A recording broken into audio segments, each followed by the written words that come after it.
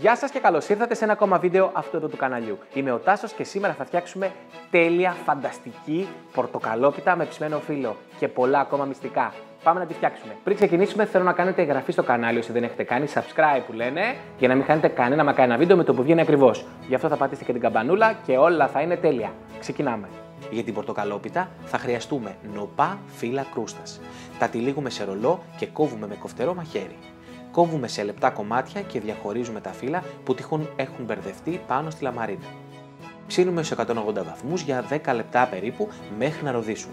Σε κατσαρολάκι βράζουμε νερό, χυμό από ένα πορτοκάλι, κρυσταλλική ζάχαρη, ένα ξύλο κανέλας, το ξύσμα από ένα ακέρωτο πορτοκάλι και φέρνουμε το σιρόπι σε βρασμό, μέχρι να δέσουν τα υλικά και η υφή του να είναι αραιή. Πάμε τώρα να ετοιμάσουμε το μείγμα της πορτοκαλόπιτας. Σε ένα μπολ σπάμε αυγά. Ρίχνουμε ζάχαρη και χτυπάμε το μείγμα πολύ καλά με το σύρμα. Θέλουμε να φρατέψει πολύ καλά πριν το επόμενο βήμα. Τώρα προσθέτουμε τη βανίλια. Στραγγιστό γιαούρτι με πλήρη λιπαρά, baking powder και ανακατεύουμε με το σύρμα ζωηρά. Θέλουμε να φρατέψουν καλά τα αυγά μας. Έφτασε η ώρα για το μυστικό υλικό αυτής της πορτοκαλόπιτας, ο ποτός πορτοκαλιού. Εναλλακτικά χρησιμοποιήστε μαρμελάδα πορτοκάλι. Χτυπάμε καλά με το σύρμα. Προσθέτουμε αραβοσιτέλαιο, το οποίο έχει ελαφριά γεύση και ταιριάζει πολύ στην πορτοκαλόπιτα. Χτυπάμε να ενωθούν όλα τα υλικά μεταξύ τους. Φτάσαμε στο τελευταίο στάδιο του μείγματος, που είναι η προστίκη του ψημένου φύλλου κρούστας. Ρίχνουμε σταδιακά τα ψημένα φύλλα, ανακατεύοντας μετά από κάθε προστίκη. Αυτό επιτρέπει στην πορτοκαλόπιτα να φρατέψει και να γίνουν τα φύλλα τραγανά κατά το ψήσιμο. Επαναλαμβάνουμε τη διαδικασία. Πρέπει το μείγμα να έχει αυτή την υφή. Μεταφέρουμε σε φόρμα με αποσπόμενη βάση ή σε ταψί που έχουμε αλείψει με αραβοσιτέλαιο. Χτυπάμε τη φόρμα στον πάγκο για να φύγει ο περιττός αέρας.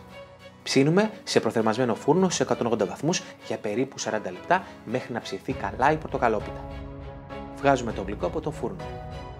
Με ένα ξύλινο καλαμάκι τρυπάμε την πορτοκαλόπιτα σε όλη την επιφάνειά της. Τη σιροπιάζουμε αμέσως όπως είναι καυτή με το κρύο σιρόπι. Αφήνουμε λίγο να απορροφηθεί και συνεχίζουμε το σιρόπιασμα. Ξεφορμάρουμε και σερβίρουμε την πορτοκαλόπιτα κρύα.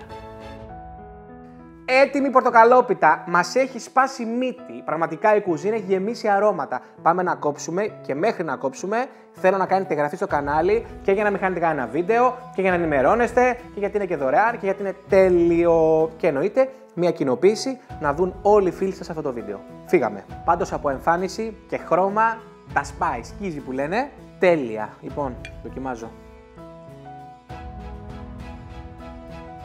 Ό,τι και να πω είναι λίγο. Φύγετε εδώ και τώρα για την κουζίνα, γιατί η καλύτερη πορτοκαλόπιτα της ζωής σας είναι αυτή εδώ. Από εμένα πολλά φιλάκια. Γεια σας.